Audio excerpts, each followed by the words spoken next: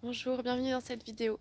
Donc dans cette vidéo, je vais vous parler de la souffrance, donc des causes de la souffrance, des croyances par rapport à la souffrance, des 5 blessures et comment remédier à la souffrance. Alors déjà en première chose, je vais vous parler des 4 causes de la souffrance. Donc il y a 4 causes à la souffrance. Donc la première cause, c'est que la souffrance est entraînée par les pensées. La deuxième cause, c'est que la souffrance est entraînée par la vie menée. La troisième cause, c'est que la souffrance est entraînée par le passé. Et quatrième cause, c'est que la souffrance est entraînée par l'angoisse par rapport au futur. Donc maintenant, la première cause, souffrance entraînée par les pensées. Donc si on souffre et que c'est à cause de ces pensées, c'est que les pensées sont des pensées négatives. Donc on pense des choses négatives, pourquoi j'ai fait ça, j'aurais dû faire ça, donc ça ne nous satisfait pas, on est toujours en conflit interne en soi-même avec ses pensées. Donc là, faut revenir au moment présent, faut essayer d'apaiser ses pensées, de voir qu'est-ce qui va pas, pourquoi c'est comme ça, et essayer de pacifier ses pensées et de se remettre des bonnes pensées en tête en se disant je suis pas quelqu'un de nul, je suis quelqu'un de bien, je suis pas moche, je suis belle. Enfin, faut avoir un discours interne comme si on était son meilleur ami. Il faut être bienveillant avec soi-même. Faut pas être son meilleur ennemi parce que là, c'est horrible. Si on vit soi-même en étant son meilleur ennemi, c'est juste impossible de vivre. Donc, deuxième cause à la souffrance, souffrance entraînée par la vie menée. Donc ça, c'est quand finalement, les pensées sont plutôt bonnes, mais souvent, si la vie menée, ça entraîne aussi des pensées mauvaises. Si la vie menée n'est pas bien, les pensées entraînées peuvent aussi être mauvaises. Donc ça, c'est quand on a un travail qui ne nous satisfait pas, ou des amis qui ne nous satisfait pas, ou un logement qui ne nous satisfait pas, on va pas être content et ça va entraîner de la souffrance. Donc si c'est la vie menée, il faut savoir qu'est-ce qui ne va pas dans ma vie. Si c'est ça qui va pas, j'essaye de le changer et de faire quelque chose qui me convient mieux. Il faut vraiment voir qu'est-ce qu'on veut, nous, au fond de notre être, et que notre vie soit en accord avec ce qu'on veut au fond de notre être. Ça, c'est très important et c'est la première chose pour mener une vie heureuse. Ensuite, la souffrance, elle peut être entraînée par le passé. Si on a eu des traumas dans le passé, s'il y a des choses qui se sont mal passées, qu'on n'a pas digérées, ça revient à la surface, on y repense et ça entraîne de la souffrance. C'est pour ça qu'il faut faire un vrai travail s'il y a des choses dans le passé qui se sont mal passées, pour les apaiser, pour vivre en accord avec elles, pour se dire ok, j'ai peut-être fait ça, c'était mauvais, mais maintenant il faut que je passe à autre chose. Et c'est pas très grave et il faut essayer de se pardonner parce qu'on fait tous des erreurs. On a pu faire souffrir quelqu'un ou quelqu'un nous a fait souffrir. Euh, Personne n'est parfait. Donc il faut vraiment être bienveillant avec soi-même. Et ensuite, on peut aussi souffrir avec l'angoisse par rapport au futur. Donc ça, c'est quand le futur nous angoisse et on se dit comment je vais faire dans le futur pour faire ci, pour faire ça, comment je vais gérer. Et il faut être au moment présent, il ne faut pas s'angoisser trop pour l'avenir. On ne peut pas prédire ce qui se passera dans 10 ans, on ne peut pas prédire ce qui se passera dans 15 ans. Il faut voir faire son petit bonhomme de chemin, mais avoir une vie en accord avec ce qu'on veut.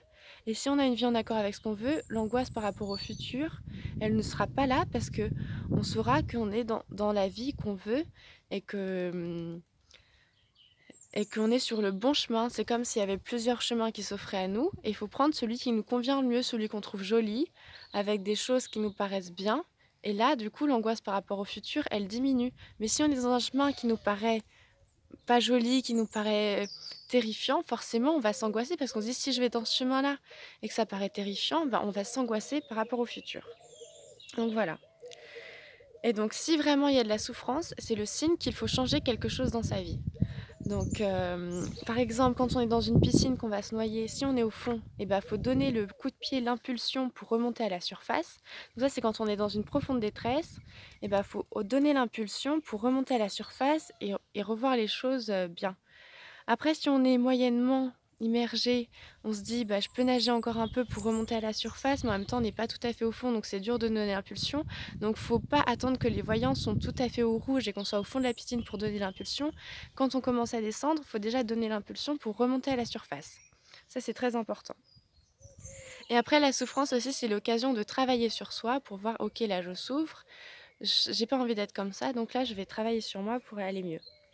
Donc après, il y a 5 blessures qui peuvent entraîner de la souffrance. Chaque humain, il peut avoir 5 blessures et il y en a une ou deux qui vont être plus importantes que les autres. Donc les 5 blessures sont la blessure d'injustice, de trahison, d'abandon, de rejet et d'humiliation. Par exemple, quelqu'un qui a une blessure de rejet, il va avoir un physique plutôt fin, avec très peu de graisse, où ça va être, et il va avoir certaines caractéristiques. Quelqu'un qui a une blessure d'humiliation, il va plutôt être en surpoids. Et le problème, c'est que par exemple, quelqu'un qui a une blessure d'humiliation, s'il est très gros, et ben, ça va réentraîner une blessure d'humiliation parce qu'il pourra avoir des moqueries par rapport à son poids. Donc ensuite, la souffrance, c'est le signe qu'il faut changer quelque chose dans sa vie. Si c'est les pensées, il faut remettre des pensées positives. Si c'est le passé, il faut pacifier son passé. Si c'est la vie menée, il faut voir quelles actions faire pour changer sa vie si elle ne convient pas. Et si c'est le futur, il faut essayer de se désangoisser par rapport au futur. Dans la vie, on ne manquera jamais de rien. Faut pas s'angoisser par rapport à ça. Donc ensuite, il y a des fausses croyances par rapport à la souffrance. On dit que la souffrance apporte des choses. C'est vrai qu'on dit souvent, j'ai eu de la souffrance, je me suis relevée, du coup je suis quelqu'un de fort parce que j'ai beaucoup souffert. C'est faux. Ok, quand on a souffert, on a vu qu'on s'est relevé et du coup on a vu qu'on était capable de se relever de quelque chose de dur. Mais finalement, c'est dans le bonheur qu'on apprend le plus de choses sur soi-même.